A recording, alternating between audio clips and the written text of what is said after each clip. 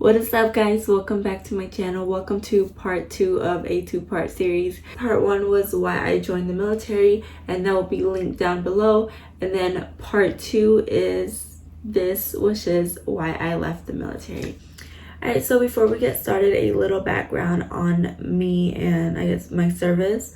I joined in 2012 right out of high school, so I was 18. My job was knowledge management operations, so 3DOX1. I was stationed in Guam, Texas, and New Jersey. I deployed once to Djibouti, Africa. I was E5, so staff sergeant, and I got out in October of 2019. Alright, so let's get started. So just like in the first video, in the first video I had 6 reasons. In this one I have 5 reasons why I decided to get out, with 1 being the most important and 5 being the least important. But I mean, they're all important and they all played a huge role, so I wouldn't say least important, but basically in my importance level. Alright, so let's go ahead and spill the tea. So number 1. The main reason why I got out was because of money. So with us, like at each rank, and depending how many years you've been in, you know exactly what you're gonna make. You could Google this right now. It's like open information to everybody. You could just search military pay rates, and basically I was looking at the numbers and I realized that, like, don't get me wrong, it's not like you're poor and you don't make nothing. They're paying for your house and all of that, so all of that pay combined makes it not bad. Like, the salary alone is kind of shit, but once you incorporate the fact that they do pay you BAH or provide you housing, so that way you're not paying rent, and they provide you with a monthly stipend for food, like, all of that combined is not that bad. I just was not okay with that amount. Like, that's just not the life that I want for myself or my future family. And there's nothing wrong with people who stay in and make the money that they make in the military, and that's fine. But just for me, I knew that I wanted bigger and better for myself. I have certain wants and needs in life and a certain lifestyle that I would like to live that just obviously is not budgeted with an Air Force income. So yeah, I wanted to get out so that way I could take my income and my money into my hand.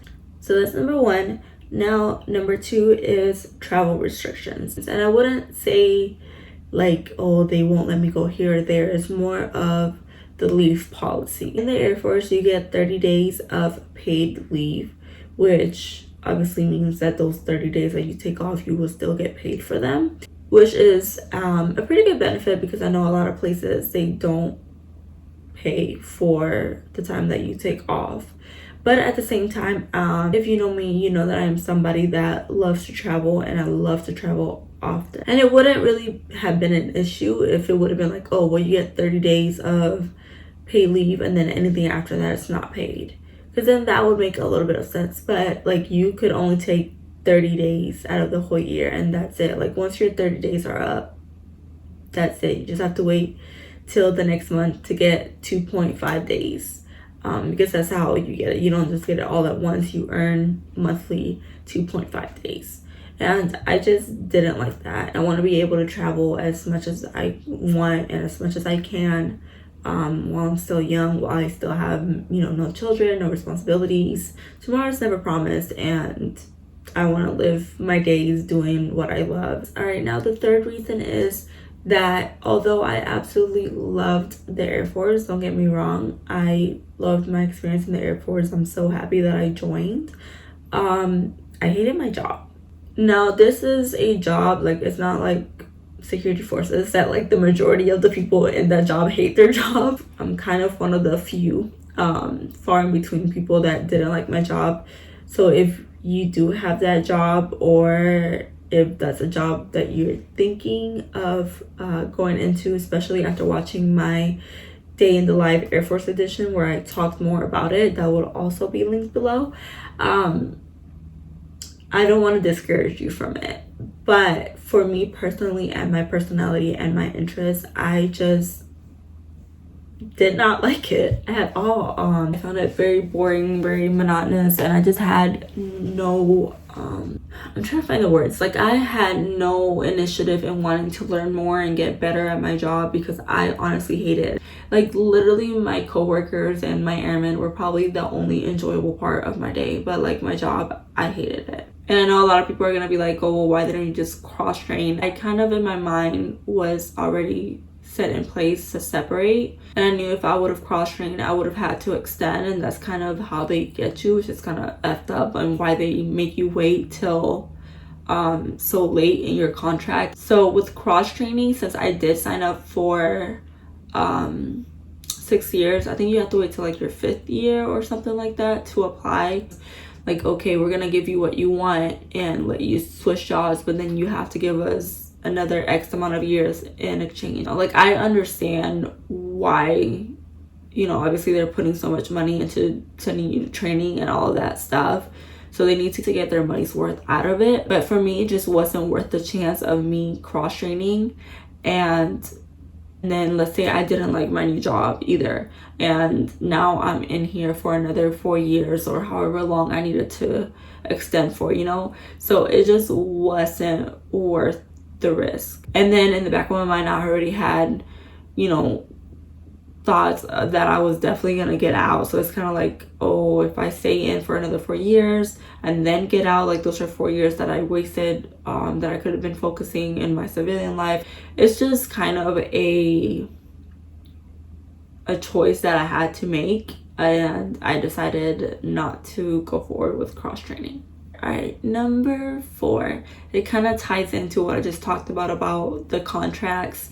So number 4 is literally just that, having to be in a contract. When I first joined, I joined for 6 years. You have 2 options, 4 years or 6 years. I got bamboozled into 6 years by obviously them offering me E3, which looking back at it, like, it's not really, it's just a couple months difference, and it's not worth 2 more years. But yeah, anyways, back to the point, contract. So I just don't agree with the fact that you have to be in a contract. I can see why they do it, but at the same time, so when I first joined, I really didn't see a big deal of having to be in a contract for that long of a time. Even if I did 4 years, 4 years is a pretty long time. It goes by quick, but it is a long time, and I didn't see an issue with that, and I was fine with it. But the older I got, and especially towards me getting out, I just don't think that it's okay to have to force somebody to be and do something that they don't want to do.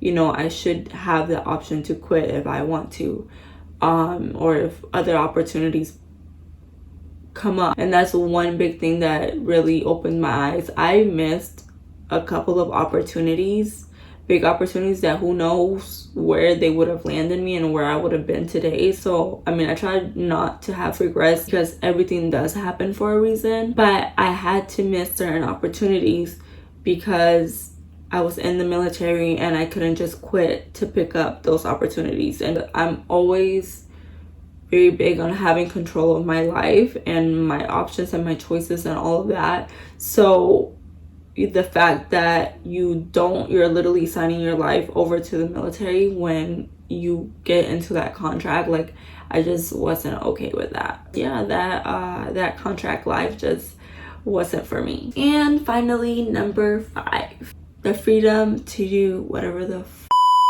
I want.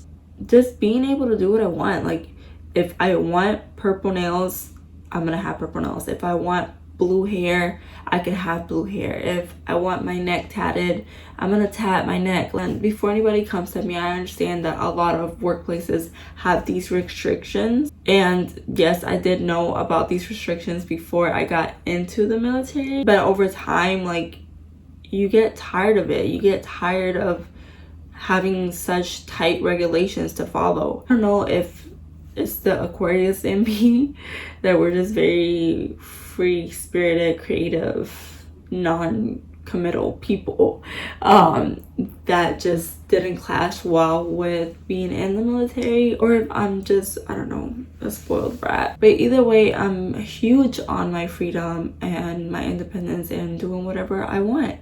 And obviously in the military, you don't have that freedom. Again, I'm not trying to stray anybody from joining. If I had to do it all over again, I would. But at a certain point, enough is enough. Like, okay, that was fun while it lasted, but I was just honestly ready for the next chapter of my life. So do I regret joining? Absolutely not. Do I regret getting out? Absolutely not. At least not yet. I'm still very fresh. It's been 6 months, but I am loving every bit of it so far. The military was amazing to me. I met so many people that I will hold dear to my heart for the rest of my life. I've had experiences that most people don't, and I owe a lot of that to the military. And it kind of, you know, it helps you grow up faster than, I guess, most people. It helps you build discipline. So I'm definitely grateful for everything that the military gave me. It was just my time to expand my wings and move on to different things. But alright guys, that is it. If you guys have any questions at all about the Air Force, I'll answer them to the best of my knowledge. Leave them down in the comments below, or you could email me or DM me, whatever works. Reach me, beat me, reach me if you want to. Call me, beat me if you want to reach me. I don't know, the Kim Possible, not Kim K. The Kim Possible little thing. Anyways, yeah. Thank you so much for watching. If you enjoyed this video, don't forget to like, comment, and subscribe, and I'll catch you guys in my next video.